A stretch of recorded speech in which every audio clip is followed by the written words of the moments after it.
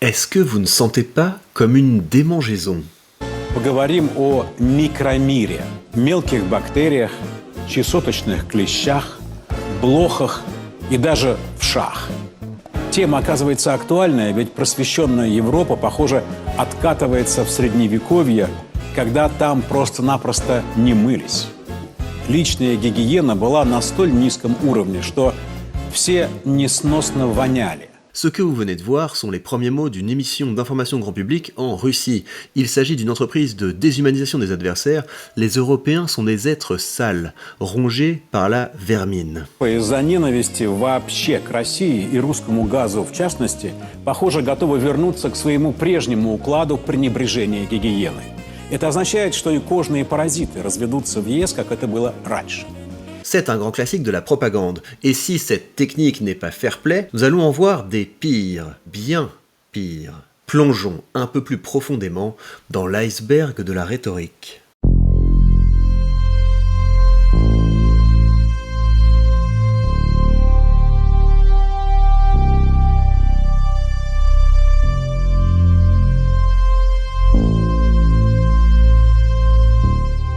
Dans son Que sais-je, Jacques Ellul fait remonter la propagande à la Grèce antique. Il apporte toutefois une précision importante. On pourrait, nous dit-il, être tenté de considérer toute prise de parole publique, toute cérémonie, toute manifestation artistique comme une entreprise de propagande. Il y a toujours une forme d'influence politique, une transformation des idées du public. Mais pour que l'on puisse vraiment parler de propagande, il faut encore qu'il y ait une volonté d'asservissement, d'organisation des comportements au service du pouvoir. Ainsi, si l'on peut parler de propagande dans l'Antiquité, c'est surtout sous le règne des tyrans, et tout particulièrement sous le règne de Pisistrate, qui utilisa un savant mélange de diabolisation de l'ennemi, de falsification de l'histoire et de mise en scène au service de son pouvoir. On touche là à ce qui fait l'essence de la propagande. Il serait plus juste de parler de système de propagande plutôt que de discours de propagande.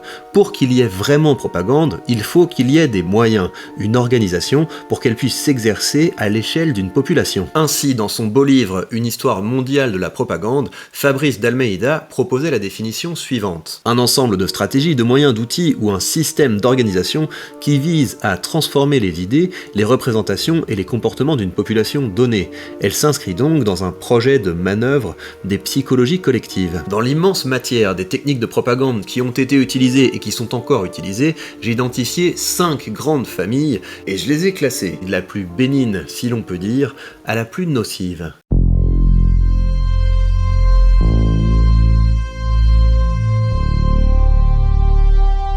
Vous ne pouvez pas espérer avoir une propagande efficace sans une idéologie puissante. Si on se penche sur les États qui ont poussé le plus loin les techniques de propagande, ils reposent sur une doctrine, un ouvrage fondateur, qui dessine un idéal d'homme, le monde meilleur que l'on doit faire advenir et les moyens de l'atteindre. Par exemple, le petit livre rouge de Mao présente un idéal d'homme humble, travailleur, courageux et capable de remettre en question ses propres opinions pour suivre la ligne politique correcte. À ce propos, je trouve ce passage assez flippant. Si celui qui a commis une erreur ne dissimule pas sa maladie par crainte du traitement et ne persiste pas dans son erreur au point de ne plus pouvoir être guéri, mais manifeste honnêtement, sincèrement le désir de se soigner, de se corriger, nous nous en réjouirons et nous le guérirons afin qu'il devienne un bon camarade. Mais plus sérieusement, ça, prendre le temps de poser sur le papier son idéal d'homme et son idéal de société, c'est un exercice que je vous conseille de faire. Il vaut bien mieux développer sa propre idéologie que consommer passivement celle des autres. Il faut juste garder à l'esprit qu'à haute dose, l'idéologie est un poison. Si vous passez trop de temps à fantasmer à un monde meilleur, qui ne pourra advenir que lorsque les gentils auront triomphé des méchants, vous êtes peut-être en train de gaspiller des ressources que vous pourriez investir à l'amélioration de votre condition en prenant soin de vous, en prenant soin de vos connaissances et de vos compétences. Mais donc, il n'y a pas de mal à élaborer sa vision d'un monde meilleur et à chercher de la diffuser aux autres. Ce qui fait qu'une entreprise de conviction va virer à la propagande, c'est une question d'échelle, de moyens mis en œuvre pour rendre l'idéologie omniprésente et indiscutable. Par exemple, en 1966, le Parti communiste chinois décréta que tout citoyen de la République populaire de Chine devait recevoir un exemplaire du Petit Livre rouge et s'en servir avant toute décision. Et si, en cas de contrôle par les gardes rouges,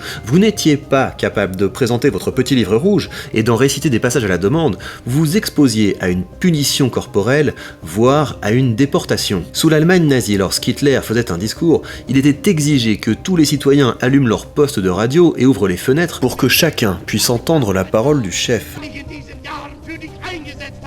Il faut que l'idéologie soit partout, qu'elle sature non seulement l'esprit, mais aussi les sens, l'espace, le champ de vision, jusqu'à devenir l'unique horizon de toute une population.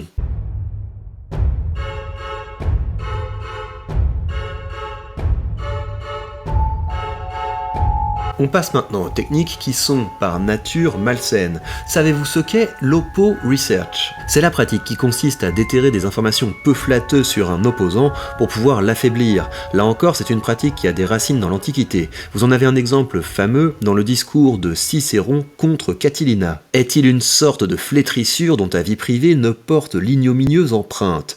Quelle impureté, quel forfait, quelle infamie, n'ont pas souillé tes yeux, tes mains, tout ton corps. Quel est le jeune homme, une fois amorcé par tes séductions et tombé dans tes pièges, dont la perfide complaisance n'est armé le bras et servi les passions. Et dernièrement encore, quand le meurtre d'une épouse eut ouvert ta maison à un nouvel hymen, n'as-tu pas mis le comble à ce crime par le plus incroyable des forfaits? Nous sommes donc assez loin du débat politique projet contre projet. Mais si l'argumentation ad hominem est aussi vieille que la politique, les Américains ont eu la bonne idée de l'institutionnaliser. Teams of researchers, analysts, video trackers, and operatives have one goal: to equip Republican candidates with the best, most damning information available about their opponents. Dépenser d'importantes ressources humaines et financières pour discréditer la personne d'un opposant plutôt que discuter ses idées, voilà une belle invention. Mais c'est rentable, car le public est attiré par le scandale. Et la colère, l'indignation que les révélations pourront déclencher seront décisives dans le processus de décision des électeurs. Ce n'est pas brillant, mais en démocratie, un discours salissant peut se voir opposer à un discours tout aussi salissant. Là où la propagande prend toute sa force, c'est dès lors que le pouvoir parvient à diaboliser ses adversaires sans que ceux-ci ne puissent répondre. C'est ainsi que le Kremlin entretient dans les esprits russes une détestation de l'Europe sans autoriser aucun contre-discours. В Европе потихоньку, почти незаметно, но все же началось обсуждение разработки закона о легализации инцеста, а в Норвегии и в Исландии инцест фактически уже легализован. Теперь же некоторые политики Европы, в первую очередь Скандинавии, открыто называют инцест гендерной нормой. Причем по аналогу гомофобии предлагают ввести такое понятие, как инцестофобия, за которую будут наказывать. Maintenant, vous devez savoir que si les séquences que vous venez de voir sont authentiques, le clip, lui, provient d'une chaîne ukrainienne qui diffuse sa propagande à l'attention des Européens. Chaque histoire a deux faces, et cela vaut la peine de se battre pour avoir le droit de les consulter.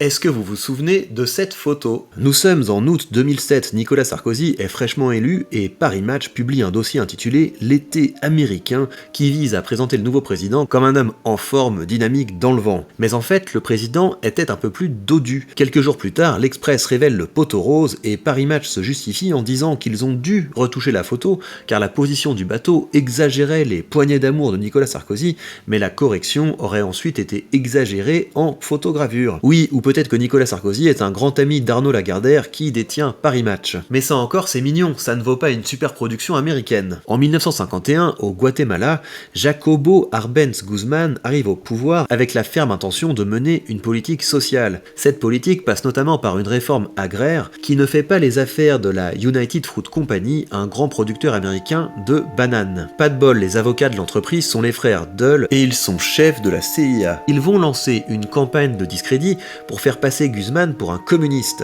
Sur le terrain, ils vont monter un faux groupe de guérilla communistes, supposément à la solde du président guatémaltais. Ils vont créer une fausse radio, de faux tracts, mais ils vont commettre de vrais assassinats pour augmenter la terreur. Une fois le président discrédité, il suffira à la CIA d'assister les milieux conservateurs et l'armée dans un coup d'État qui renversera le président. Mais là, on est sur des opérations qui coûtent cher. La propagande 2.0 est bien meilleur marché. Vitali Bespalov, 26 ans, a intégré cette usine à trolls en septembre 2014, après des études de journalisme. Son rôle, écrire des articles sur le conflit en Ukraine, ou plutôt réécrire l'histoire à l'avantage de Moscou.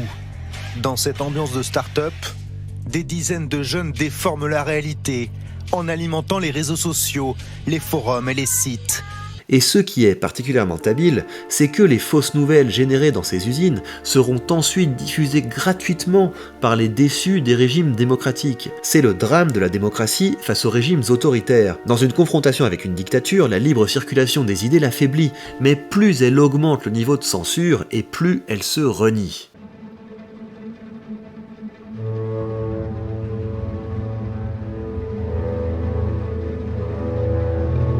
Dans un ouvrage qui a fait assez peu de bruit, Autodafé, l'art de détruire les livres, Michel Onfray présentait une série d'essais qui avaient été tués dans l'œuf car ils n'allaient pas dans le sens de l'idéologie que véhiculent les élites intellectuelles. Et là, je voulais expliquer qu'on pouvait aussi détruire des livres avec du papier. Il s'agit de voir comment un certain nombre d'ouvrages ont été reçus, réceptionnés, on dira dans un mot qui n'est pas très joli, par la presse française, des livres qui disaient des choses essentielles et qui, de ce fait, ont été détruits, ravagés, salis.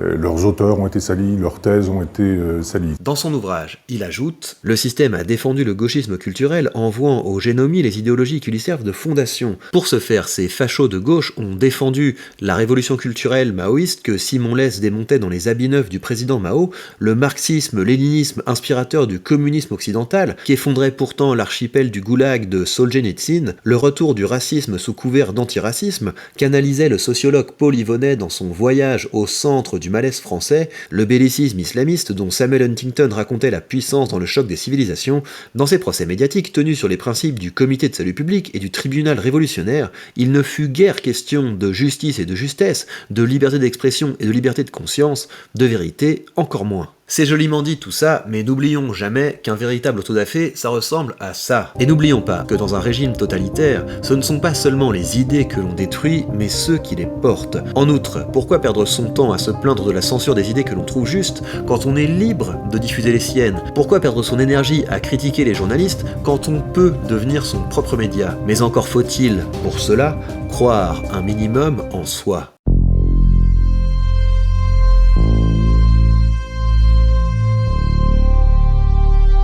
Dans sa psychologie des foules, Gustave Le Bon écrivait ceci. Quels que soient les individus qui la composent, quelque semblables ou dissemblables que soit leur genre de vie, leurs occupations, leur caractère ou leur intelligence, par le simple fait qu'ils sont transformés en foule, ils possèdent une sorte d'âme collective qui les fait sentir, penser et agir d'une façon tout à fait différente de celle dont sentirait, pensait, agirait chacun d'eux isolément. Dans une foule, tout sentiment, tout acte est contagieux, et contagieux au point que l'individu sacrifie très facilement son intérêt particulier à l'intérêt collectif. C'est là une aptitude fort contraire à sa nature et dont l'homme n'est guère capable que lorsqu'il fait partie d'une foule.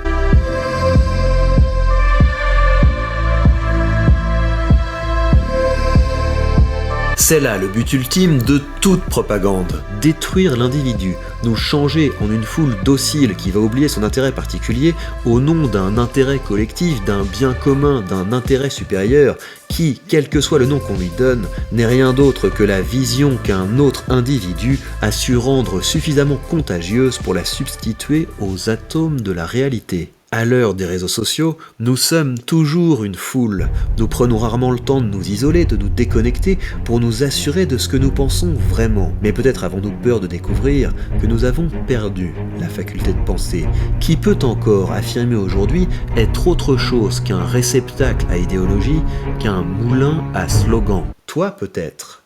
Alors parle.